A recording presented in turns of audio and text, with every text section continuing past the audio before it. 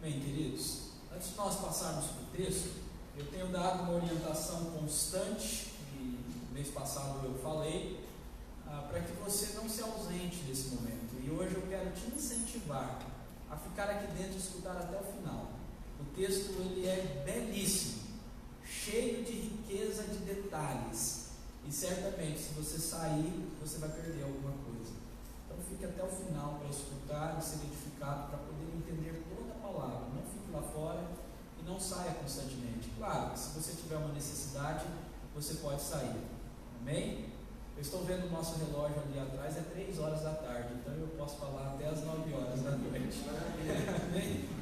Hoje nós estamos começando essa nova série, chamada Fortalecendo a Esperança, a Fé e o Amor. E nós vamos nos basear na carta de 1 Tessalonicenses. É bem verdade que muitas dessas cartas, os apóstolos escreveram para encorajar os cristãos. São cartas que eles escrevem depois de um bom tempo que eles estiveram nessas cidades. E eles escrevem não apenas para exortar, mas para encorajar, para falar para esses cristãos ficarem firmes. E é por isso que a gente pega esse tema. É uma carta extremamente encorajadora. E nós vamos começar a ver como ela nos encoraja.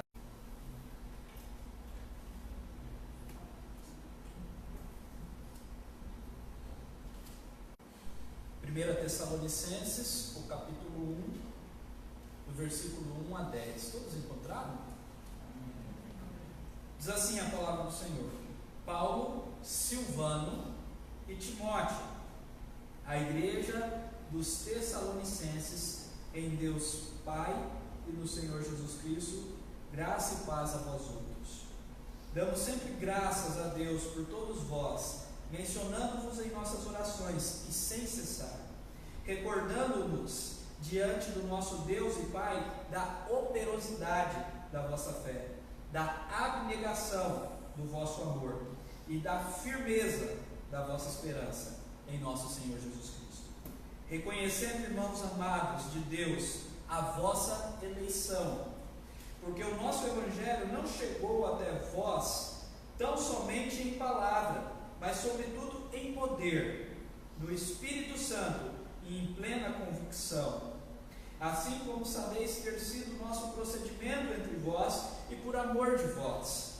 Com efeito, vos tornastes imitadores nossos e do Senhor, tendo recebido a palavra, posto que em meio de muita tribulação, com a alegria do Espírito Santo.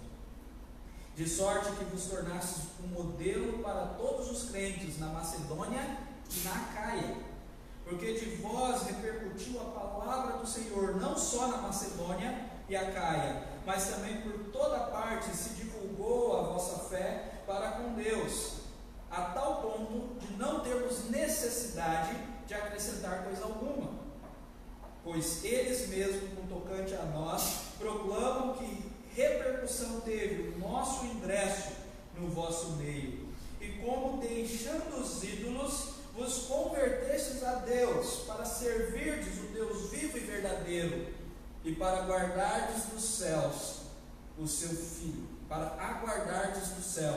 o seu Filho, a quem ele ressuscitou dentre os mortos, Jesus, que nos livra da ira vindoura.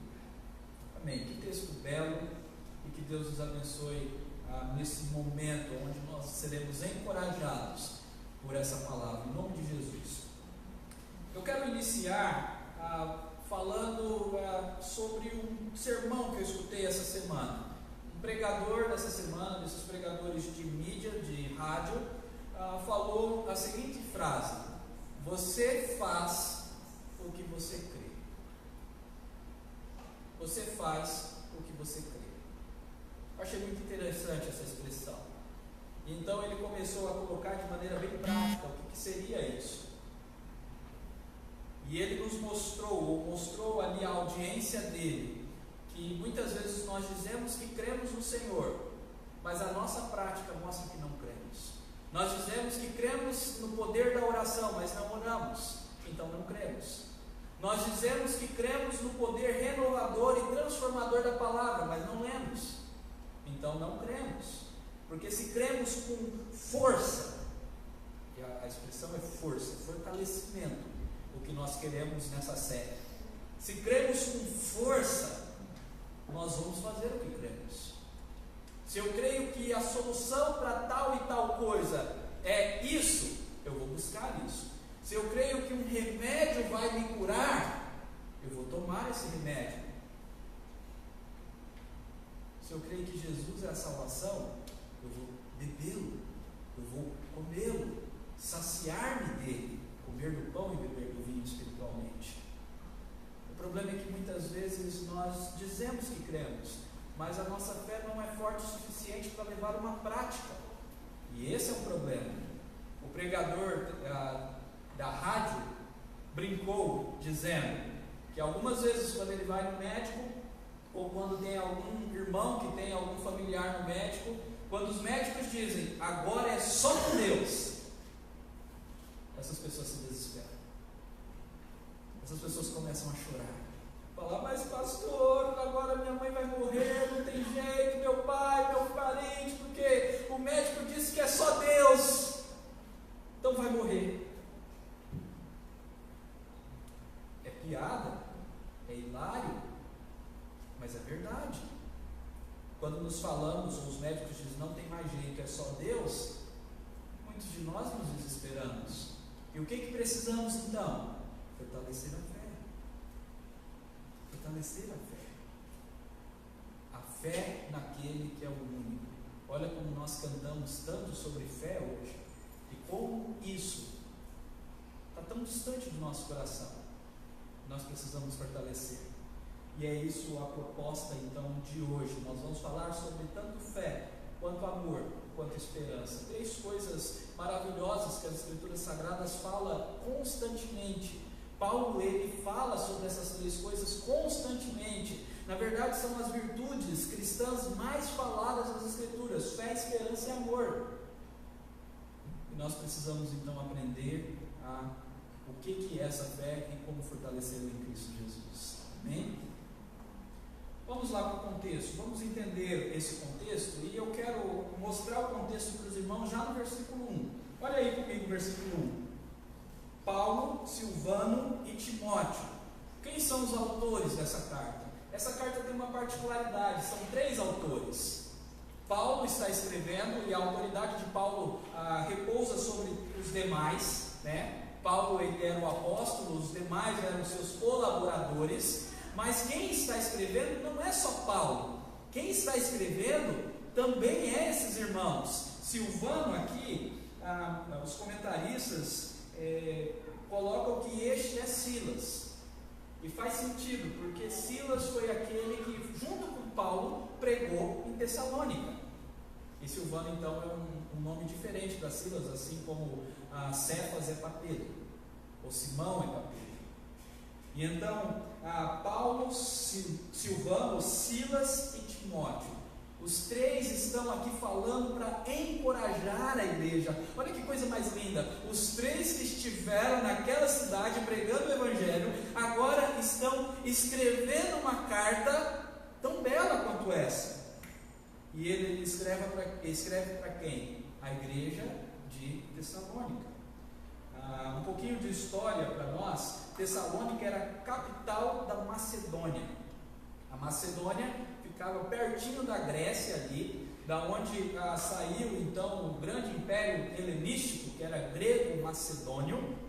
E a Macedônia naquela época já tinha 200.000 pessoas. Vocês já pensaram? Na época de Paulo, uma cidade de 200.000 pessoas era muita gente. Hoje muitas das nossas grandes cidades não têm isso. E então, Paulo, Silvano, ou Silas, e Timóteo pregaram o evangelho em Tessalônica por 3 semanas. Isso está lá registrado em Atos 17. Leitura para casa. Leia Atos 17 para ver como foi a chegada, como foi o evangelismo de Tessalônica. Então eles ficaram 3 semanas apenas. E por que eles ficaram 3 semanas? porque eles foram expulsos. Na verdade, Paulo chegou, mas Silas e Timóteo, e começou a pregar na sinagoga. O texto diz que ele arrazoava, ele demonstrava, ele estava ali argumentando fortemente com os judeus como Cristo é o Senhor e porque Cristo, como Cristo é evidenciado em todas as Escrituras Sagradas. Então ele pregava aos judeus, mas poucos judeus acompanharam eles. Então ele começou a pregar nessas 3 semanas também aos gentios. E o texto diz que numerosa multidão de gentios gregos seguiram Paulo, Timóteo e Silvano. Numerosa multidão. E dali surgiu a inveja, como sempre, dos judeus.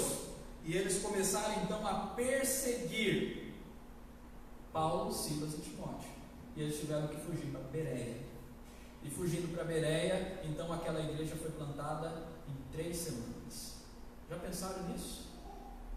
Nós demoramos em média hoje em Goiânia 7 anos para uma plantação de igreja.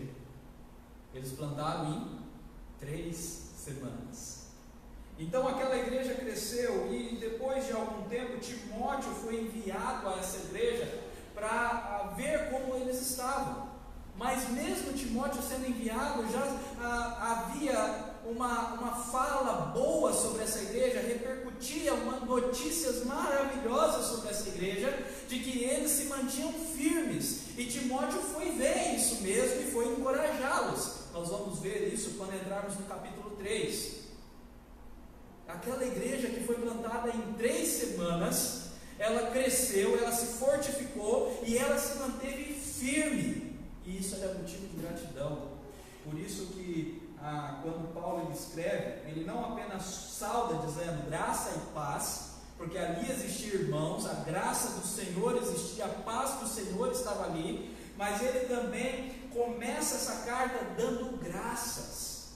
Olha só o que ele diz no versículo 2: damos sempre graças a Deus por todos vós, porque aquela igreja tinha nascido tão de repente,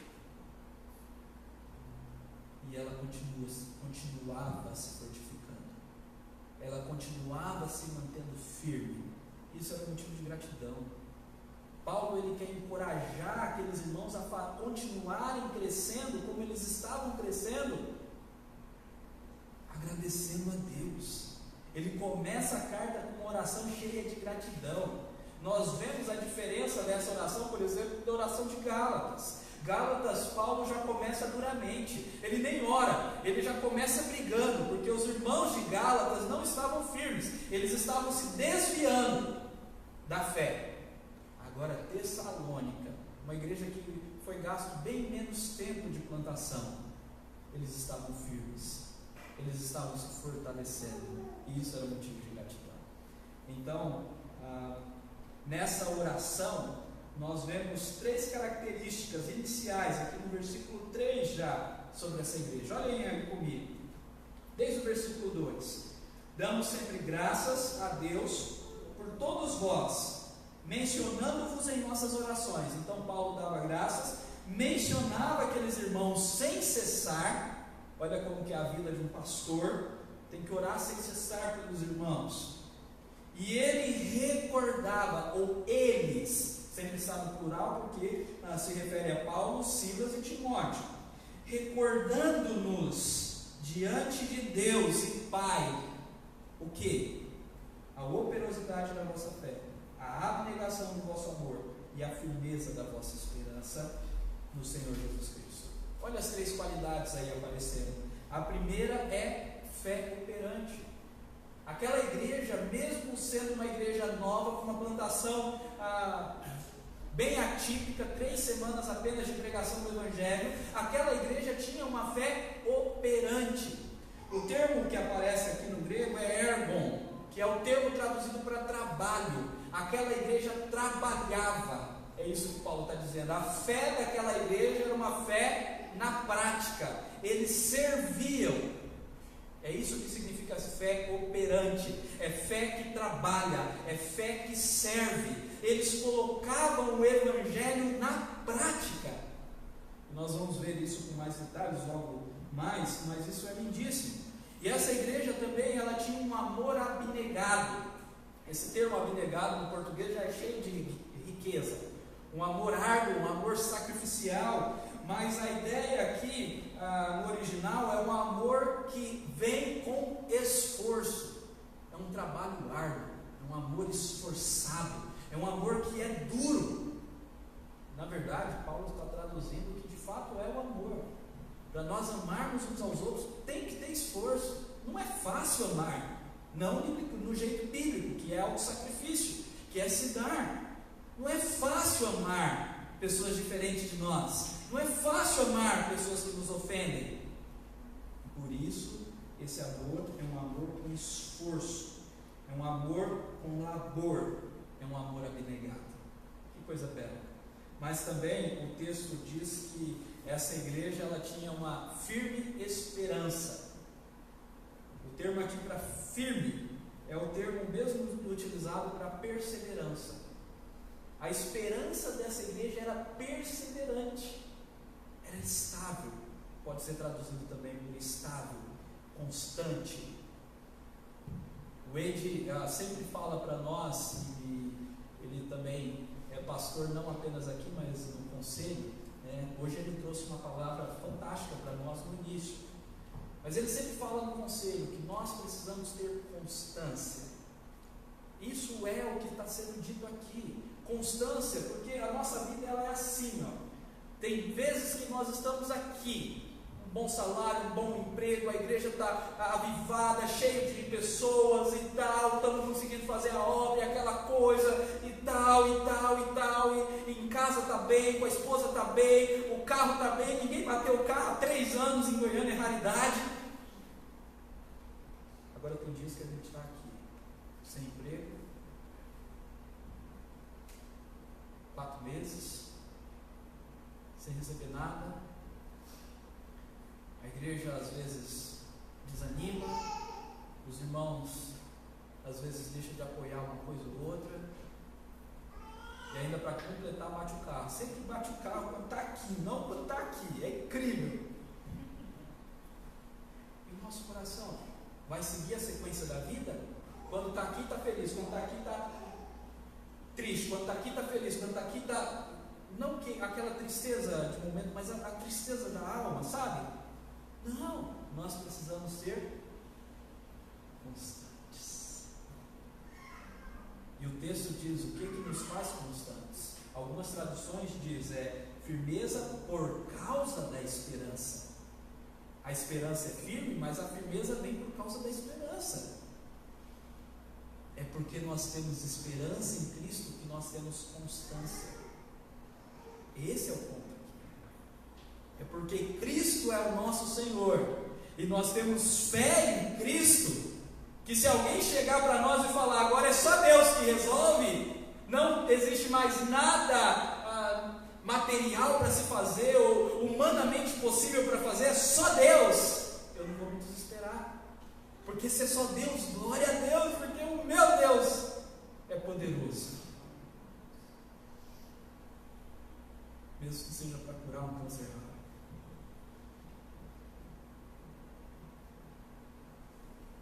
Constância. Essa igreja tinha constância. Mesmo em meio às tribulações, e vocês vão ver as tribulações dessa igreja. Paulo diz que ele recorda disso no versículo 3, mas não apenas recorda dessas características, mas no versículo 4 ele reconhece que esses irmãos amados de Deus são eleitos. Olha o que ele diz: reconhecendo, irmãos amados de Deus, a vossa eleição. A expressão eleição aqui ela é cheia de riqueza, muito complexa e muito profunda. E aquilo que nós precisamos entender como eleição é a escolha de Deus. Paulo reconhece que Deus escolheu aqueles irmãos. E tanto por essas características, tanto por aquilo que ele vai falar adiante. Agora, para ficar claro o que seria essa eleição, vai aí para 2 Tessalonicenses. ele fala algo em 1 Tessalonicenses, mas na segunda carta ele define melhor. Então abra aí em 2 Tessalonicenses, o versículo 13, é um pouquinho para frente só, algumas folhas, essas cartas são bem pequenas. Versículo 13 e versículo 14. Encontraram? Capítulo 2, versículo 13 e 14. Mais uma vez, gratidão. Olha como que Paulo está cheio de gratidão. Entretanto, devemos sempre dar graças por vós, irmãos amados, de Deus. Sempre dar graças a Deus por vós, irmãos amados pelo Senhor, porque Deus nos escolheu desde o princípio para a salvação, pela santificação do Espírito e fé na verdade, para o que também vos chamou, versículo 14, mediante o nosso Evangelho, para alcançares a glória do nosso Senhor Jesus Cristo. Outro texto que você pode comparar é Romanos 8 e Efésios 1. Todos esses textos Paulo fala sobre as mesmas coisas. E aqui nesse texto diz que pelo amor, a razão de Deus nos escolher é o amor. Pelo amor, porque Deus nos amou, Ele nos escolheu desde um princípio. E o princípio aqui é antes da criação. E Ele nos escolheu para a santificação do Espírito. Nós não fomos escolhidos simplesmente para nada. Ele nos escolheu para algo muito importante, para sermos separados pelo Espírito Santo para Ele, na fé e na verdade. E Ele nos chamou, então Ele nos escolheu e nos chamou por meio da pregação do Evangelho. Na verdade, o meio que Deus nos chama é a pregação do Evangelho. É por isso que nós temos que pregar o Evangelho. Sim, Deus escolhe pessoas, mas nós que não conhecemos a escolha soberana de Deus devemos pregar a todo o instante, porque é por meio da pregação do Evangelho que Deus chama pessoas para alcançar a glória do nosso Senhor Jesus Cristo. O alvo final é a glória, é sermos enchidos da glória, é alcançarmos a glória, sermos satisfeitos pela glória, é desfrutarmos com gozo da glória, que é a coisa mais perfeita e mais maravilhosa da criação. Amém? Essa é uma rápida definição. Vamos voltar então ao nosso texto de 1 Tessalonicenses, capítulo 1. Então ele fala sobre essa eleição e logo em seguida ele vai falar sobre 4 coisas que demonstram que aqueles irmãos eles eram eleitos. 4 coisas que evidenciam o porquê de Paulo reconhecer que eles eram escolhidos de Deus, que eles eram salvos de Deus. 4 coisas. E aqui, quando eu estiver falando essas coisas, eu quero que você preste bastante atenção, porque o meu intuito é que você faça um autoexame. Eu não quero que você pense no outro. Eu não quero agora, fulano de tal não tem isso não. Não, eu quero que você olhe para você. É um autoexame. É para você ver as evidências da eleição, do chamado, da salvação no seu coração. Amém? A primeira evidência está aí no versículo 5. Reconhecendo então a eleição, porque o nosso Evangelho não chegou até vós tão somente em palavra, mas sobretudo em poder do Espírito Santo, em plena convicção, assim como sabeis ter sido o nosso procedimento entre vós e por amor de vós. Quanto ao procedimento de Paulo no meio daquele povo, nós vamos ver na semana que vem. Não vou dar ênfase nisso hoje. Na semana que vem, no sermão da semana que vem, nós vamos ver como Paulo se comportou e quais tribulações ele passou lá. Uma vez que eu já falei que eles foram perseguidos e por isso foram para Bereia. Mas eu quero chamar a atenção ao fato do Evangelho ter chegado não somente em palavras, mas também em poder. O primeiro detalhe é, não somente em palavras, mas foi por palavras.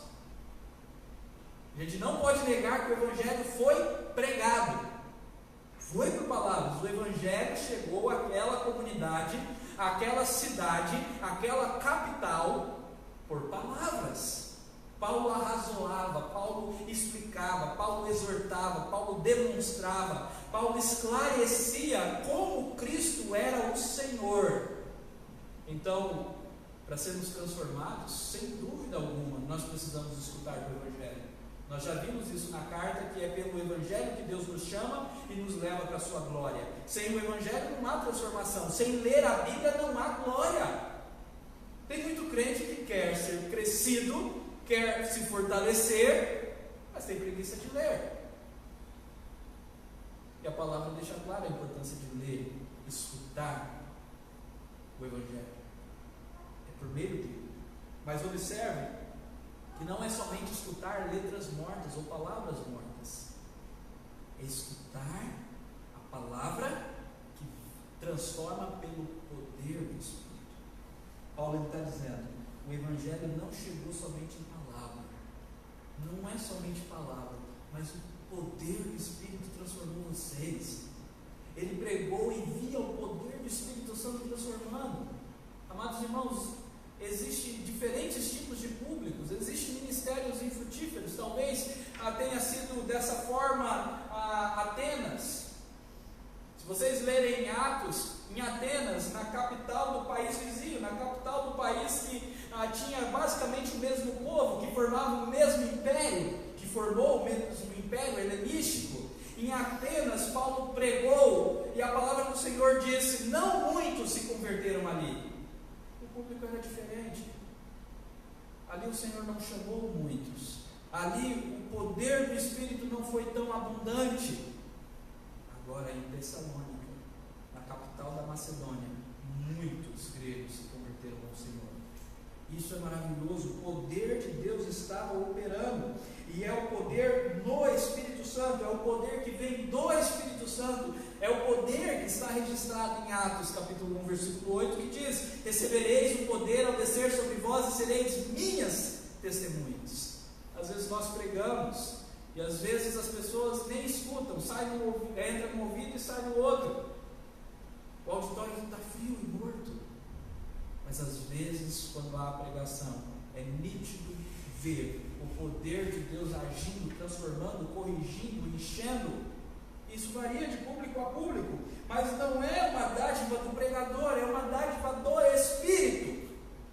É o Espírito que traz o seu poder operando e transformando. E é fantástico porque o que o Espírito gerou foi plena convicção. E esse é o primeiro ponto que eu coloco aí. A plena convicção do poder do Evangelho.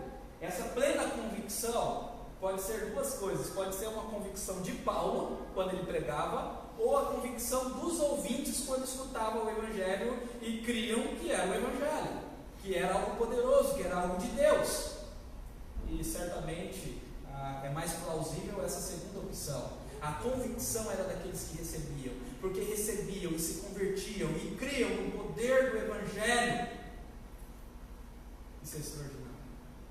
Isso é evidência, meus irmãos, que somos de Deus, que somos escolhidos de Deus. O receber o Evangelho com convicção que o Evangelho vem de Deus, com convicção que o Evangelho é o poder de Deus, é evidência que nós somos de Deus.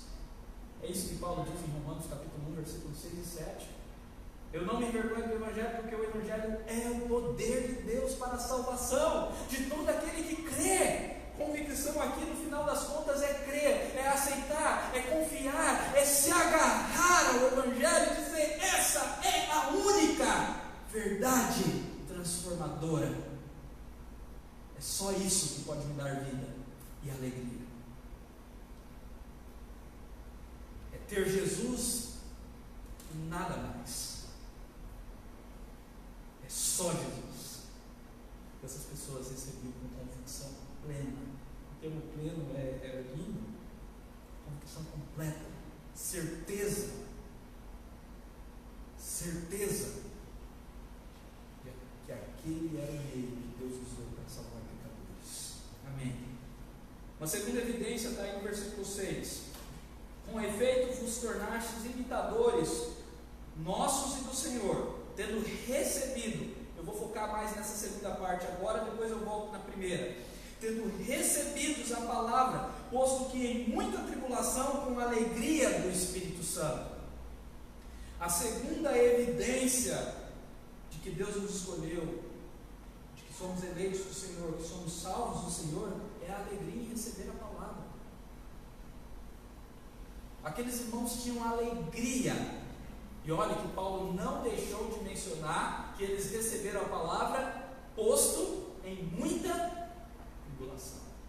Eles estavam sendo perseguidos. A tribulação era grande. A tribulação era maior do que o que nós passamos hoje. A perseguição era a perseguição de vida e morte. Eles poderiam morrer por causa do Evangelho, e foi assim no primeiro século, e nos séculos posteriores, até o quarto século, os cristãos morriam por causa de crerem no Senhor. Eles eram jogados no Coliseu para serem comidos por leões, mas cantavam hinos no final da vida deles, enquanto os leões os tragavam. Isso é lindo! Como ter uma alegria de cantar um hino, mesmo estando no Coliseu, a ponto de ser comido por um leão? É essa alegria que está sendo posta aqui. É a alegria do Espírito Santo. Não é uma alegria circunstancial. Não é uma alegria que uma circunstância produz e é passageira. Não é uma alegria de expectativas, que o Wade falou muito bem, as expectativas nos frustram. Não é uma alegria de expectativas, é uma alegria do Espírito. Isso é muito importante, porque é a alegria que vem do próprio Deus. É a alegria que Abacuque diz lá no final do seu livro: ainda que a figueira não floresça, e ainda que a vide não dê o seu fruto, eu me alegrarei no Senhor. Abacuque está dizendo, mesmo que venha a catástrofe, a destruição, e acabe com tudo, eu vou me alegrar no Senhor. Mesmo que não haja alimentos nos supermercados, mesmo que haja uma guerra, mortes, violência, eu me alegrarei no Senhor. Mesmo que eu não tenha dinheiro para comprar o meu alimento e pagar minha conta amanhã, mesmo que a minha saúde esteja ruim, eu esteja passando por uma doença grave, eu me alegrarei no Senhor. É essa alegria que está aqui. E essa alegria é a evidência que somos do Senhor. Porque só aqueles que de fato conhecem Jesus, lembra do sermão do domingo passado? Eu falei que nós precisamos estar em Cristo. Isso é a devoção do discípulo, permanecer em Cristo. Está conectado, Ele é a videira e nós os ramos, conectado para a seiva passar. E quando estamos em Cristo, nós temos o fruto. Nós damos fruto. E o fruto, uma das partes dele, uma das fatias dele, é a alegria. Olhem depois Gálatas capítulo 5 novamente. Alegria. Alegria, o amor, a bondade, a benignidade, o domínio próprio. A gente sempre foca no domínio próprio, não sei porquê. Mas a alegria está lá. Nós precisamos fortalecer a nossa alegria à medida que fortalecemos a nossa fé também. Agora, outra coisa é notada, e aí eu disse que eu ia voltar no versículo 6, na primeira parte, quando diz: com efeito vos tornastes imitadores nossos e do Senhor. E agora o versículo 7: de sorte que vos tornastes um modelo para todos os crentes na Macedônia e na Caia, porque de vós repercutiu a palavra do Senhor, não só na Macedônia e a Caia, mas também por toda a parte se divulgou a vossa fé para com Deus, a tal ponto de não termos necessidade de falarmos mais sobre a fé de vocês em outros lugares. Olha que coisa bela que Paulo está dizendo aqui. Esses irmãos, eles se tornaram exemplo. A prática de imitar Paulo, de imitar o Senhor, fez com que eles se tornassem exemplo. Então nós vemos que a outra evidência, a terceira, é a prática exemplar. Prática, exemplo, modelo da fé. Aqueles irmãos, eles eram exemplo. Mas por que eles eram exemplo? Porque eles praticavam. Porque eles imitavam Paulo, Silas, Timóteo. Eles tinham homens para imitar, mas não para imitar o homem, mas para imitar, no final das contas, o Senhor. É isso que Paulo diz: vocês são imitadores nossos e do Senhor. Vocês são imitadores nossos enquanto nós imitamos o Senhor. O grande ponto aqui é que a fé desses irmãos era prática. Se vocês observaram, o que nós estamos falando é o destrinchar daquelas 3 primeiras características. Uma fé que é evidenciada por trabalho, operosa, um amor abnegado, cheio de esforço, e uma esperança firmada. Então esses irmãos tinham uma prática na fé.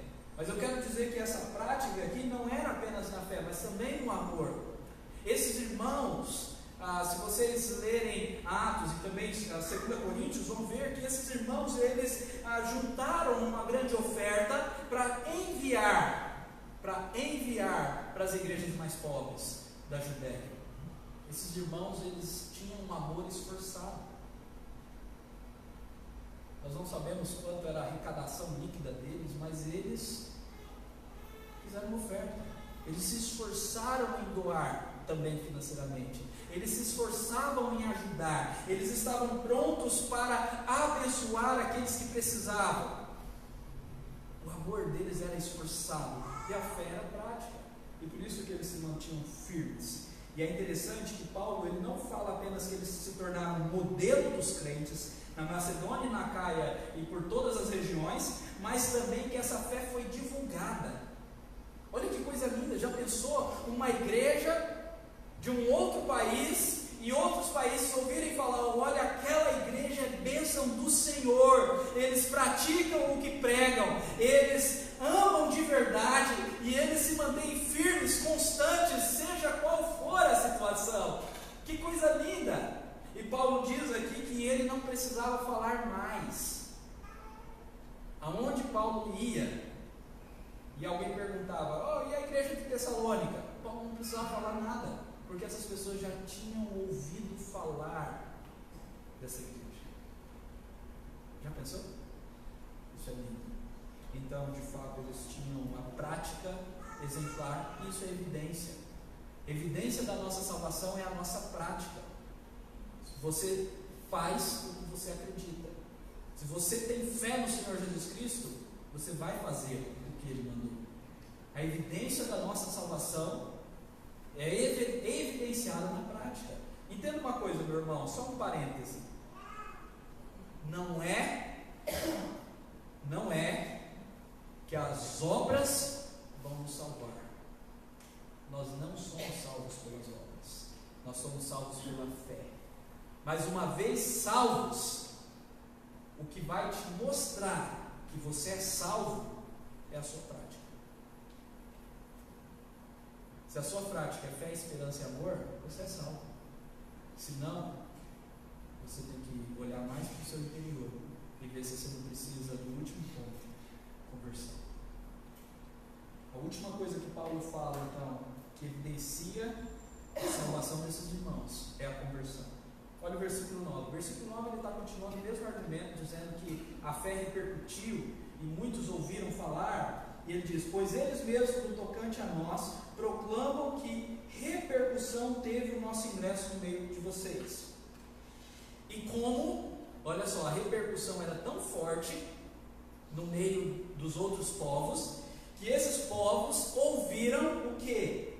Como a igreja de Tessalônica, deixando os ídolos, os convertestes a Deus para servirdes o Deus vivo e verdadeiro, e para aguardardes dos céus o seu Filho, a quem ele ressuscitou dentre os mortos, Jesus, que nos livra da ira vindoura.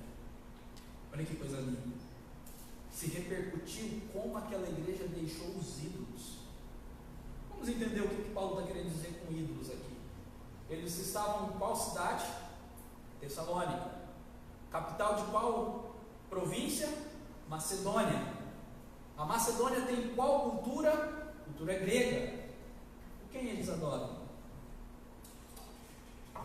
Ou quem eles adoravam? Zeus, Hera e por aí vai. Todos aqueles deuses briguentos que aparecem nos filmes hoje da Disney. Eles adoravam o Olimpo. Eles tinham muitos deuses de todos os tipos, para cada coisa, para o dinheiro, para a glória, para a fama, para o sexo. Nós não damos nome mais de Hera para o deus de Afrodite, para o deus do sexo, de Hera para o deus não sei do que. Não. Mas continuam os mesmos ídolos: o sexo, o dinheiro, o prazer. Esses irmãos aqui, eles deixaram os ídolos. Eles foram contra a religião daquela época. Eles deixaram a idolatria do panteão grego, do Olimpo. Mas mais profundo do que isso, não é apenas a idolatria de um personagem, mas a idolatria daquilo que vem por trás deles, o dinheiro, os prazeres, a fama, a glória, o ser visto, o ser reconhecido.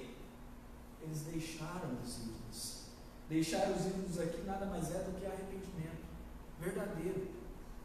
Arrependimento verdadeiro é deixar, é largar diante de Deus e dizer: sou pecador, isso está errado, e eu deixo isso, eu abro mão. E eles deixaram os ídolos e se converteram a Deus. Conversão radical. E essa conversão, ela não só é evidenciada por eles terem deixado os ídolos, mas também ela é evidenciada porque eles passaram a servir o Deus vivo e verdadeiro. Olha aí o versículo 9: vocês se converteram a Deus para servirem a Deus. Conversão só é para isso. Para que a gente vai se converter? Converter aqui é mudar de caminho. Essa é a ideia. É igual conversão à direita, conversão à esquerda nas estradas. Mas para que a gente vai se converter? Eu vou me converter só para eu ir para o céu. Não é isso que o texto nos ensina, nem a Bíblia. É conversão para servir. Eles se converteram, deixando os ídolos e se propondo a servir a Deus. Eles estavam servindo os irmãos, mas o propósito era servir a Deus. Então eles se converteram para servir. E por fim, o versículo 10 diz que não apenas servir, mas o que evidencia essa conversão também é a expectativa. Eu usei um termo diferente de esperança para não confundir lá no início, mas expectativa e esperança é a mesma coisa nesse texto bíblico. Eles se converteram e eles tinham então, por causa da conversão, a expectativa, a esperança, a certeza. Em vez de ter expectativa com o mundo, com o dinheiro, com as coisas, a expectativa deles era o quê? A volta de Jesus. E para aguardar-lhes dos céus o seu Filho, aquele que ressuscitou dentre os mortos, Jesus, que nos livra da ira vindoura. A expectativa do cristão é a segunda vinda. A expectativa do cristão é Jesus. A expectativa do cristão é quando Jesus vir para restaurar, para renovar, para completar a sua obra que ele iniciou há mais de 2000 anos atrás. É isso. Quando nós pregamos constantemente que Deus está reconciliando o mundo, e Deus está reconciliando o mundo, enviando o seu Filho, fazendo que ele morra recebendo a condenação, para salvar pecadores, nós cremos plenamente que a salvação, a restauração, a solução deste mundo violento é apenas e unicamente Jesus. E por isso que a nossa única expectativa de vitória é a vinda de Jesus.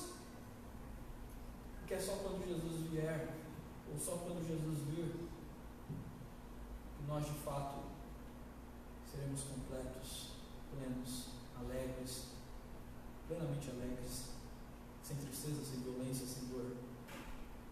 A expectativa do cristão não é: se eu ganhasse tanto, meus problemas estariam solucionados. Se eu fosse para aquela viagem, se eu morasse no país tal, se a igreja fosse desse jeito, se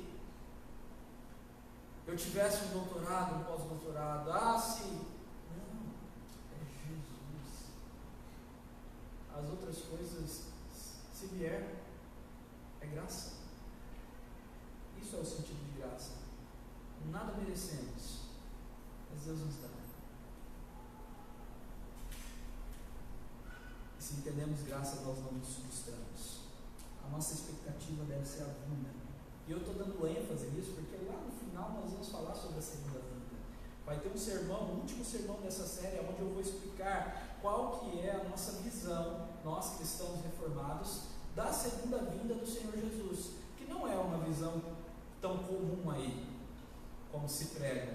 É um pouquinho diferente e é muito baseada em 1 Tessalonicenses, quando Paulo traz o consolo da segunda vinda, que é belíssimo. Então nós esperamos a segunda vinda. essa expectativa. Olha só que beleza esse versículo. Eu não posso terminar sem destacar alguns detalhes. Para guardardes dos céus, ele vem dos céus, o Filho. E quem é esse Filho? Que ressuscitou dentre os mortos. Então ele morreu por nós, ele recebeu por nós a condenação. Isso é Evangelho, Jesus sendo condenado em nosso lugar, Jesus nos substituindo para que nós sejamos perdoados. Então ele morreu, mas ele não ficou prostrado, ele não ficou morto, ele ressurgiu, e por isso nós temos a certeza da vida eterna, porque Jesus ressurgiu, e esse mesmo Jesus é aquele que nos livra da ira vindoura, da condenação. No sermão da semana que vem nós vamos falar também sobre essa ira vindoura, mais especificamente o que ela é. Mas um ponto que vocês devem entender: essa é a condenação. Jesus recebeu a ira, o cálice da ira ele bebeu, ele morreu recebendo a condenação, e foi duro para que nós não recebamos. E esse é o Evangelho. É por isso que isso é transformador, porque isso diz sobre um amor sem igual, um amor que nós somos amados para então amar outras pessoas. Amém? Eu quero finalizar com algumas implicações práticas. São implicações, mas eu quero que elas sejam práticas para nós. A primeira implicação é que as evidências da nossa eleição são objetivas. O que eu quero dizer com objetivo? Deixa eu te explicar. Objetivo é algo que é claro, que é real, que é concreto, que é palpável. Não é meramente subjetivo, lá no coração e pronto. É objetivo. Sim, nós podemos sentir essa certeza por meio do confirmar e do ratificar do Espírito Santo. Paulo diz que o Espírito de Deus testifica com o nosso Espírito que somos filhos de Deus. Mas o que eu estou querendo dizer aqui é que hoje, para você fazer essa análise, se você de fato é escolhido de Deus, não é para você ficar olhando para algo subjetivo, algo não tão claro. Olhe para algo claro, olhe para as suas atitudes. É isso que eu estou falando. As atitudes evidenciam, coisas exteriores evidenciam que você é um verdadeiro cristão. É esse o ponto aqui. Olhe, veja se você tem convicção plena no Senhor, ou você duvida que o Evangelho é o poder de Deus. Veja aí se você tem alegria na palavra. Olha, aqueles irmãos tiveram alegria do Espírito Santo em receber a palavra. Você tem alegria de ler a palavra, de aprender a palavra, ou 1 hora, 50 minutos, 40 minutos de pregação é chato e enfadonho para você? Essa é uma das coisas que você tem que se perguntar. O cristão tem sede de beber, de aprender da palavra, de ver as verdades. Olha, irmãos, eu quero falar que nós precisamos de fato nos fortalecer. Eu vou fazer essa aplicação no final, mas isso é muito comum. Na minha adolescência, eu sempre estive na igreja, e eu chamava os meus amigos para a igreja e achava o máximo o louvor e falava: olha, o louvor é legal, tem a palavra, mas só 30 minutos, mas o louvor é legal. A gente era essa geração gospel. Gospel no sentido de música. Gostamos muito de estudar música. E a música é legal, principalmente se é bem tocada, como ele toca aqui. Muito bom. Mas o que é mais importante? É a palavra. É a alegria na palavra. Na minha época de adolescência, eu não entendia isso. Uma certa vez, um amigo meu foi no culto, e no final eu perguntei: e aí, o que você achou? Ele disse: nossa, eu entendi a palavra como nunca. E eu ficava pensando: a palavra? Ele gostou da palavra, o louvor foi tão legal, e é a palavra, o pregador não foi nem tão bom assim. Um amigo meu que talvez não era nem cristão ainda, me ensinando que o cristianismo é muito mais profundo. Então pense nisso, alegria em ler a palavra. poder.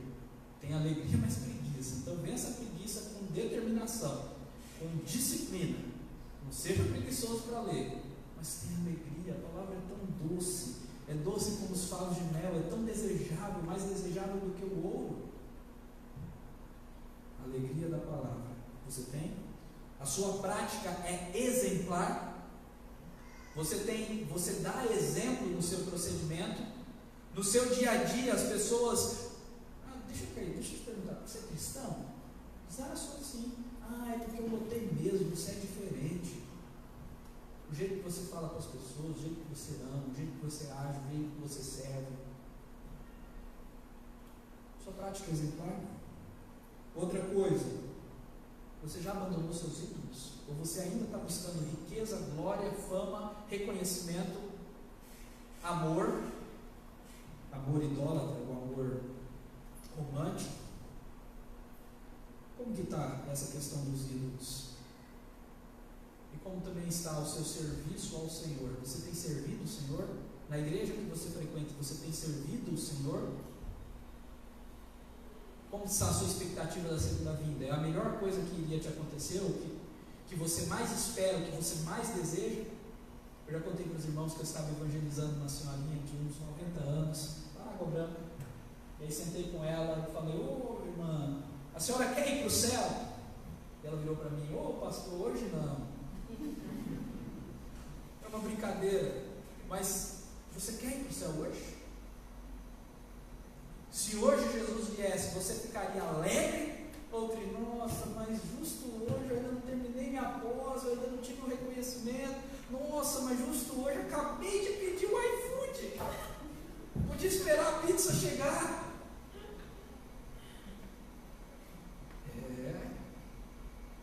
Somos assim. Pense nisso. Segunda implicação, agora eu vou um pouquinho mais rápido, irmãos. O amor cristão, ou melhor, a fé verdadeira é operante no serviço. Toda a fé verdadeira é demonstrada na prática. Terceira implicação, o amor cristão é dedicado, exige esforço. Se você não está se esforçando a amar, tem alguma coisa errada. Porque todo amor verdadeiro exige esforço, é difícil, é duro. É duro. As pessoas são diferentes de nós, são difíceis de ser amadas. Nós mesmos somos tão difíceis de ser amados. Vixe, para nos amar, alguém nos amar, é difícil demais a conta. Então, se esforce em amar o outro, como ele tem se esforçado em amar você mesmo. A esperança em Cristo é perseverante, firme, constante. Se você está em Cristo, persevere, seja constante. E aqui eu coloco ainda mais duas coisas. Se você escutou todo esse sermão hoje e você não se vê como um escolhido de Deus, um eleito, preste bastante atenção, meus irmãos. Essa é uma parte muito importante. Se você escutou esse sermão hoje e não se vê como um escolhido de Deus, um eleito, você pode se converter. Conversão é abandonar os ídolos, é arrepender-se e ter fé. Ô meu irmão, não deixa para depois. Essas são as evidências. A palavra de Deus é clara. Se você está vendo que está faltando alguma coisa, não é pelo seu poder. O poder é do Espírito. Nós vemos isso. O Evangelho é o poder do Espírito. Se converta. Se converta. Às vezes nós nos auto-enganamos. Nós pensamos que somos convertidos, mas todas as evidências externas mostram que não. E se o pastor prega dizendo para se converter, o pastor está afrontando. Não, meu irmão, eu estou amando. Se você não tem essas evidências, é muito simples, apesar de profundo, apesar de até árduo. É arrependimento e fé, e gratuitamente. Essa é a graça, é de graça. Você pode receber o presente da vida eterna.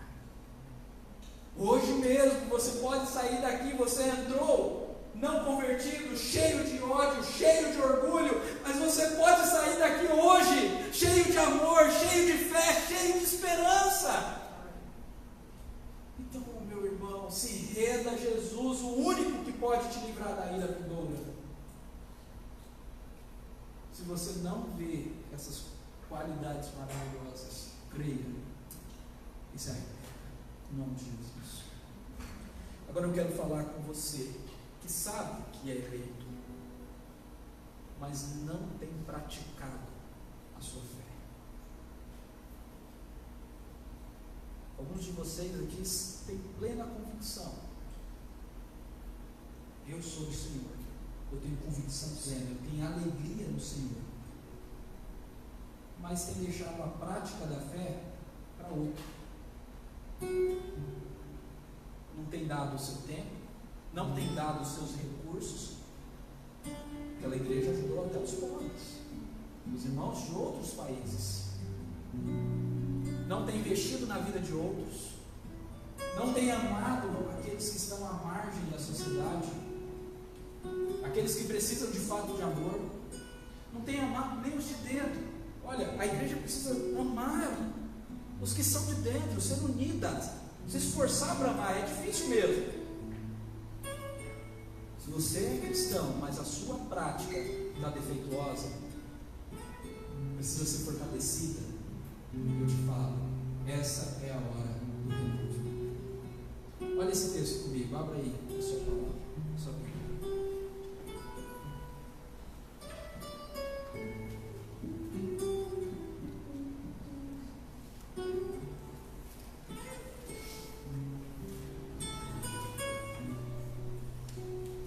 Eu tenho que ler desde o versículo 4, Apocalipse capítulo 2, versículo 4.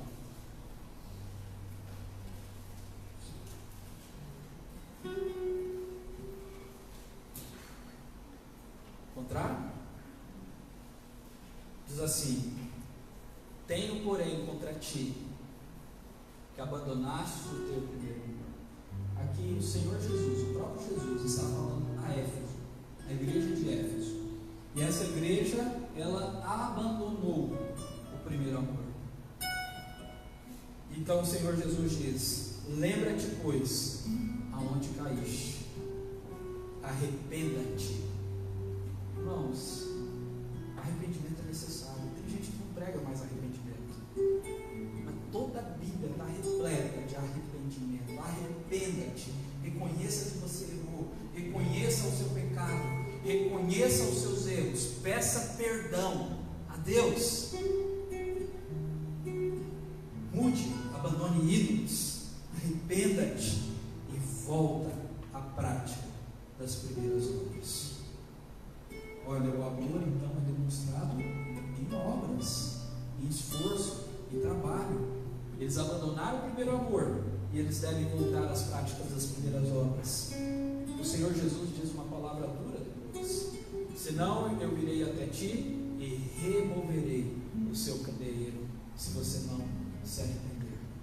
Eu irei te tirar daí. Jesus está falando com a igreja. Cuidado, igreja. Se nós nos mantermos orgulhosos e não nos arrependermos, nós poderemos ser removidos pelo Senhor. Curva sua cabeça, ore, se arrependa, peça perdão, peça restauração, converta-se ao Senhor, em nome de Jesus. Renova-me, Senhor Jesus, já não quero ser igual.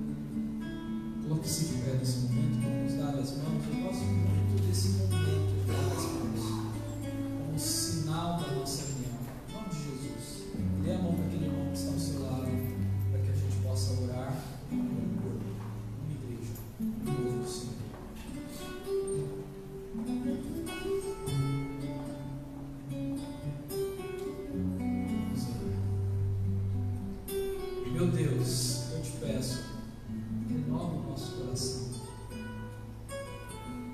Somos tão cheios de nós, somos tão cheios, ó Deus, de ídolos, que nos frustramos. Nós precisamos, ó Pai, do renovo do Senhor. Fortalece a nossa fé, fortalece o nosso amor uns para com os outros e a nossa esperança, que ela seja firme, constante, perseverante. E cada evidência, ó Pai, que somos do Senhor seja clara, real em nossas vidas. A convicção do poder do Evangelho, a alegria de receber a palavra, a prática exemplar da fé, como também a conversão e a expectativa da sua segunda vida. Em nome de Jesus. Fale a todos os corações, fale a tua igreja, fale aos irmãos, cada irmão, cada pessoa. Em nome de Jesus. Edifica a tua igreja. Aqueles que não estão aqui, vai de volta aos seus corações. Converte-nos a ti. Que haja verdadeiro arrependimento e transformação. Em nome de Jesus. E agora, irmãos, que a graça e a paz do nosso Senhor Jesus, o amor de Deus, as santas consolações do Espírito, sejam sobre vocês, hoje